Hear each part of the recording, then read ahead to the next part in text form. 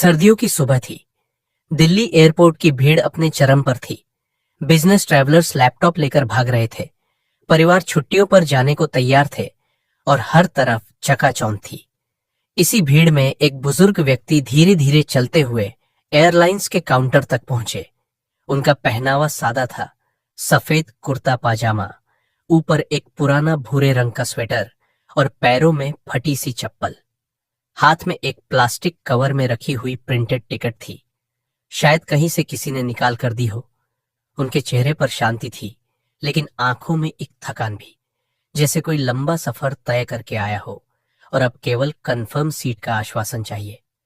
उन्होंने काउंटर पर खड़ी लड़की से बड़े विनम्र स्वर में पूछा, बिटिया, ये मेरी टिकट है, सीट कंफर्म है क्या? मुझे जयपुर जाना है।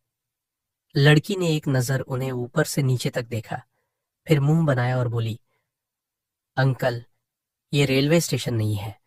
यहाँ बोर्डिंग ऐसे नहीं मिलती, पहले ऑनलाइन चेक इन करना पड़ता है। बुजुर्ग थोड़ा घबरा गए। मुझे नहीं आता बेटा, ये सब, बस आप एक बार देख लो प्लीज, मेरी बहू अस्पताल में है। पास खड़ा एक और कर्मचारी हंसते हुए बोला, अरे इन्हें कौन टिकट देता है भाई, ये लोग ऐसे ही फालतू घूमते हैं। अंकल, आप घर जाइए, ये आपके बस की बात नहीं है। भीड़ के बीच कुछ लोग ये देख रहे थे, लेकिन कोई कुछ नहीं बोला। किसी को जल्दी थी, किसी को फर्क नहीं पड़ा।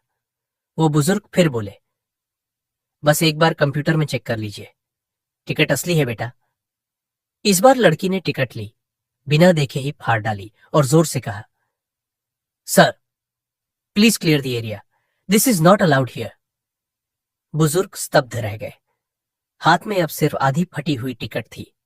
उनका चेहरा थोड़ी देर के लिए सूना पड़ गया, फिर उन्होंने धीरे से गर्दन झुकाई और पीछे मुड़कर भीड़ में खो गए। बाहर एयरपोर्ट के गेट के पास वो एक बेंच पर जाकर बैठे। कंपकपाती ठंड में हाथ कांप रहे थे, लेकिन चेहरे पर अभी भी कोई गुस्सा नहीं था, बस एक ठहराव। उन्होंने अपने कुर्ते की जेब से एक पुराना छोटा सा कीपैड वाला फोन निकाला, जिसकी स्क्रीन धुंधली पड़ चुकी थी। उन्होंने एक नंबर डायल किया। आवाज धीमी थी, लेकिन शब्द साफ थे। हाँ, मैं एयरपोर्ट पर हूं, जैसा डर था वैसा ही हुआ। अब आपसे अनुरोध है, वो आदेश जारी कर दीजिए। हाँ, तुरंत। कॉल काटने के बाद उन्होंने बस एक लंबी सांस ली और आंखें बंद कर ली। अंदर एयरपोर्ट पर हलचल शुरू हुई। काउंटर पर काम कर रहे कर्मचारियों को मैनेजर ने बुलाया। सब बोर्डिंग प्रोसेस रोक दो, फ्लाइट्स के क्लियरेंस ऑर्डर रुके हैं, कुछ इश्यू आया है। कुछ ही मिनटों में सिक्योरिटी चीफ का फोन बजा। डीजीसीए से कॉल आया है, हमारी आज की फ्लाइट्स पर रोक लगाई गई है, कोई वीआईपी केस है? परेशान स्टाफ सोच में पड़ गया। वीआईपी? किसने शिकायत की? तभी एक काले रंग की गाड़ी एयरपोर्ट गेट पर रुकी। उसमें से निकले 3 लोग, एक वरिष्ठ एयरलाइन अधिकारी, एक निजी सहायक और एक वरिष्ठ सुरक्षाकर्मी। उनके साथ बेंच पर बैठे बुजुर्ग अब खड़े हो चुके थे और गाड़ी की ओर नहीं, एयरपोर्ट के उसी प्रवेश द्वार की ओर बढ़ रहे थे, जहां कुछ देर पहले उन्हें अंकल रेलवे स्टेशन नहीं है कहा गया था। एयरपोर्ट का माहौल अब वैसा नहीं रहा। जहां कुछ देर पहले चाय की चुस्कियों और मुस्कुराते चेहरों के बीच उड़ानों की अनाउंसमेंट हो रही थी, वहां अब सन्नाटा था।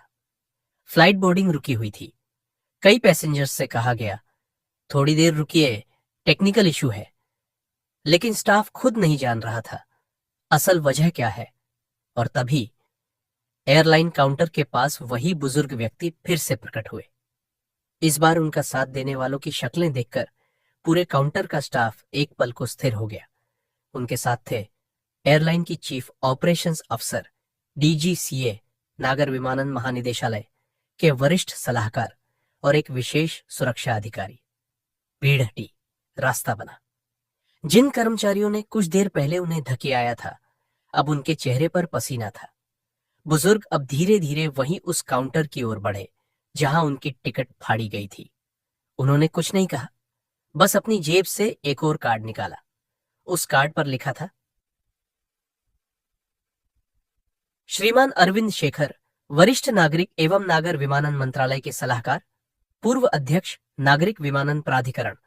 उनकी पहचान देखकर मैनेजर का चेहरा सफेद पड़ गया और तभी डीजीसीए अधिकारी ने गुस्से में कहा, आप लोगों ने इन्हें बेइज्जत किया, बिना आईडी देखे टिकट फाड़ दी। काउंटर पर खड़ी लड़की के हाथ से टिकट का फटा टुकड़ा गिर गया। अरविंद जी ने अब पहली बार कुछ कहा, पर आवाज में गुस्सा नहीं, सिर्फ पीड़ा थी। मैं चिल्लाया नहीं, क्योंकि मैंने जिंदगी में बहुत कुछ देखा है, लेकिन आज देखा इंसानियत कितनी खोखली हो चुकी है। तुमने मेरी टिकट नहीं फाड़ी, तुमने उस मूल्य को फाड़ा है जो सम्मान कहलाता है। भीड़ में सन्नाटा था। कुछ लोग मोबाइल से वीडियो बनाने लगे। एयरलाइन की सीनियर मैनेजमेंट अब खुद सामने आई। सर, हम शर्मिंदा है, पूरी टीम से माफी मांगते हैं। अरविंद जी ने एक बार मुस्कुराकर कहा, माफी उनसे मांगो जो आगे भी ऐसे पहनावे देखकर लोगों को परखते रहेंगे। मेरे जाने के बाद भी किसी और को यह अपमान सहना न पड़े। फैसला तुरंत हुआ। जिन 2 कर्मचारियों ने टिकट फाड़ी थी, उन्हें निलंबित कर दिया गया। एयरपोर्ट पर सभी कर्मचारियों को एल्डर डिग्निटी एंड डिस्क्रिमिनेशन पर अनिवार्य ट्रेनिंग करवाने का आदेश दिया गया। और सबसे अहम, डीजीसीए द्वारा उस एयरलाइन को 1 सप्ताह की चेतावनी दी गई। यदि किसी और वरिष्ठ नागरिक के साथ ऐसी घटना दोहराई गई, लाइसेंस सस्पेंशन की कार्यवाही शुरू की जाएगी। बुजुर्ग का चेहरा अब शांत था। उन्होंने किसी को नीचा नहीं दिखाया, कोई चिल्लाहट नहीं, कोई बदला नहीं, बस एक शालीन सच्चाई से सबको आईना दिखा दिया। वो गेट की ओर बढ़े। इस बार उन्हें कोई नहीं रोक रहा था। एक कर्मचारी उनके पास दौड़ते हुए आया। सर, कृपया बैठ जाइए, हम आपके लिए विशेष लाउंज तैयार करवा रहे हैं। अरविंद जी ने सिर्फ इतना कहा, नहीं बेटा, मुझे भीड़ में बैठना अच्छा लगता है, वहां इंसानियत के असली चेहरे दिखते हैं। अब जब अरविंद शेखर एयरपोर्ट के उसी वेटिंग जोन में जाकर एक कोने में बैठ गए, सबकी नजरें उन पर ही थीं, पर अब नजरिया बदल चुका था। कुछ लोग मोबाइल में उनका नाम सर्च कर रहे थे, कुछ पूछ रहे थे, ये हैं कौन, और जो सर्च कर पा रहे थे, उनके चेहरे पर चौंकाहट साफ थी। अरविंद शेखर, एक नाम जो देश की हवा में बदलाव लाया। वो कोई सामान्य बुजुर्ग नहीं थे। देश के सबसे पहले डीजीसीए रिफॉर्म पॉलिसी बोर्ड के अध्यक्ष रहे। उनकी अगुवाई में भारत ने पहली बार एल्डरली फ्रेंडली एविएशन पॉलिसी लागू की, जिससे हजारों बुजुर्गों को एयर ट्रैवल की सुविधा मिली। कई बड़े अंतर्राष्ट्रीय एयरलाइन प्रोजेक्ट्स के मुख्य सलाहकार रहे। पद्म भूषण से सम्मानित, पर कभी उसका ढिंढोरा नहीं पीटा। उनकी पहचान किसी वीआईपी पास से नहीं, उनकी सादगी और सोच से बनी थी। क्यों लौटे इतने सालों बाद? किसी पत्रकार ने धीरे से उनके पास जाकर पूछा, सर, आप इतने चुप क्यों रहे जब आपको धक्का दिया गया? अरविंद जी ने मुस्कुराते हुए कहा, कभी किसी एयरपोर्ट पर मैंने वर्दी पहनकर आदेश दिए थे। आज उसी एयरपोर्ट पर मैं आम आदमी बनकर अपमान झेल रहा था। मैं जानना चाहता था, क्या हमारे बनाए कानून सिर्फ फाइलों में है या दिलों में भी? उनकी वापसी का मकसद क्या था? वो एयरलाइन उनकी पुरानी पेंशन फंड कंपनी में इन्वेस्टर थी। आज वो वहां सिर्फ ये देखने आए थे, क्या इस देश में अब भी बुजुर्गों को इज्जत मिलती है? उनके अनुभव ने सिखाया था, किसी सिस्टम की ताकत उसकी तकनीक में नहीं, उसकी संवेदनशीलता में होती है। जो दिखता है वही सच नहीं होता। काउंटर स्टाफ जो पहले मजाक कर रहे थे, अब आंखें नीचे की खड़े थे। अरविंद जी ने उनमें से एक युवा कर्मचारी को पास बुलाया। लड़का कांप रहा था। बेटा, तुमने मेरा टिकट फाड़ा था, अब जिंदगी में किसी का सम्मान मत फाड़ना। ये कुर्सियां बदल जाएंगी, लेकिन तुम्हारी सोच वही तुम्हें आदमी बनाती है या सिर्फ एक मशीन? और फिर लाउंज में बैठा हर यात्री आज कुछ सीख कर जा रहा था। किसी ने लिखा ट्विटर पर, आज देखा, असली ताकत वो है जो चुप रहती है और जरूरत पड़ने पर सिर्फ एक कॉल से पूरा सिस्टम हिला देती है। एक बुजुर्ग महिला ने मुस्कुराकर कहा, वो इंसान अकेले नहीं थे, उनके साथ पूरा अनुभव खड़ा था। फ्लाइट बोर्डिंग शुरू हो चुकी थी। घोषणा हो रही थी, विस्टारा फ्लाइट 304 बेंगलुरु के लिए अब बोर्डिंग गेट 5B से शुरू हो रही है। लेकिन आज कोई भी यात्री उतनी जल्दी में नहीं था जितना अक्सर होता है। सबकी नजरें अब भी उस बुजुर्ग पर टिकी थीं, जिसने एक टूटे से टिकट से पूरा सिस्टम हिला दिया। अरविंद जी ने धीरे से उठकर अपना बैग उठाया, पुराना, चमक खो चुका बैग, पर उसी में बसा था इतिहास का भार। वो चलते हुए गेट की ओर बढ़े।